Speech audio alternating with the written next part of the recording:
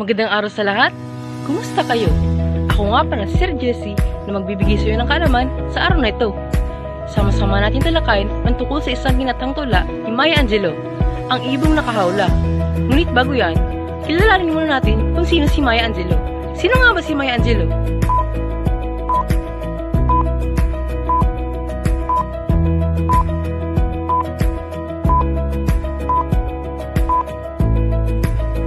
Alam mo ba, si Maya Angelou ay isang hindi pangkaraniwang babae.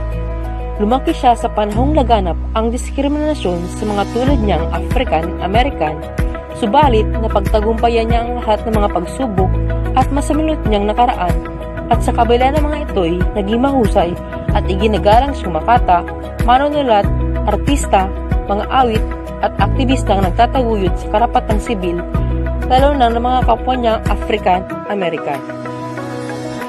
Isinilang siya noong Abril 4, 1928 sa St. Louis, Missouri.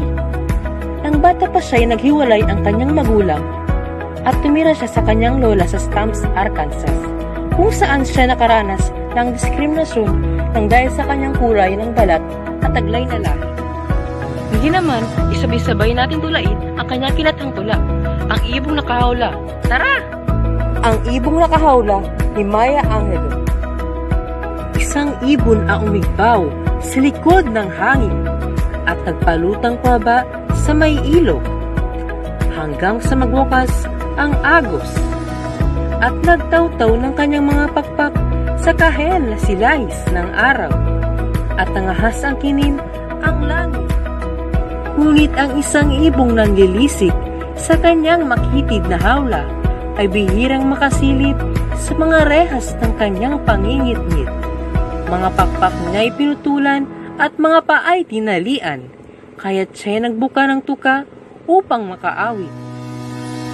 Ang ibong nakahawla ay umaawit nang may kasindak-sindak na tinig, nang tungkol sa dibatid ng mga bagay, ngunit minimithi ang kapayapaan. At ang kanyang himig ay naririnig sa malayong burol, sapagkat ang ibong nakahawla ay umaawit ng kalayaan.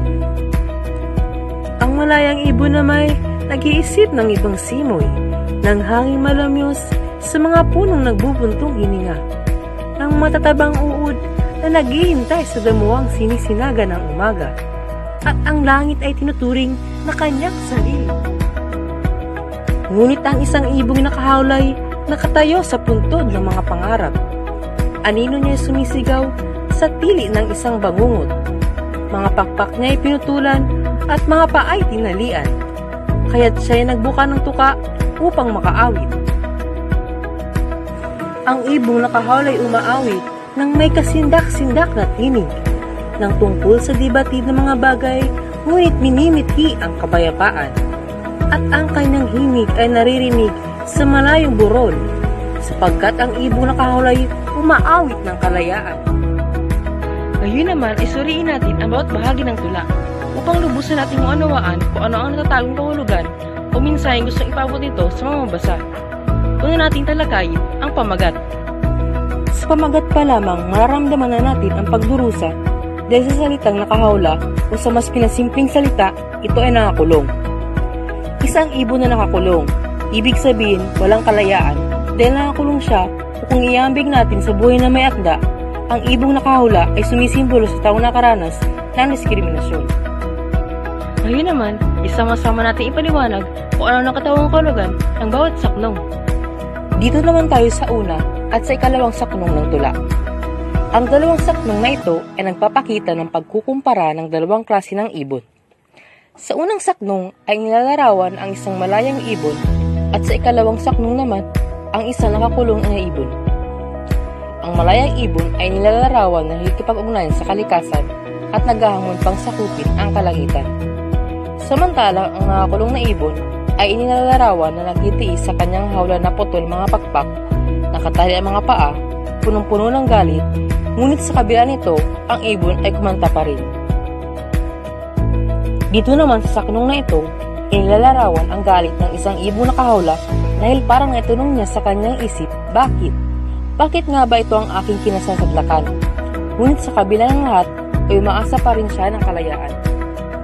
Ipinapakita naman sa saknong na ito ang kakayahan ng isang pagiging malaya. Malaya siyang nakakapag-isip at gawin ang mga bagay-bagay na nais niyang gawin at tinutukoy dito ang malayang ibon. Dito naman sinasabi na tila ba imposibleng matupad ng ibong nakahawla ang kanyang pinapangarap.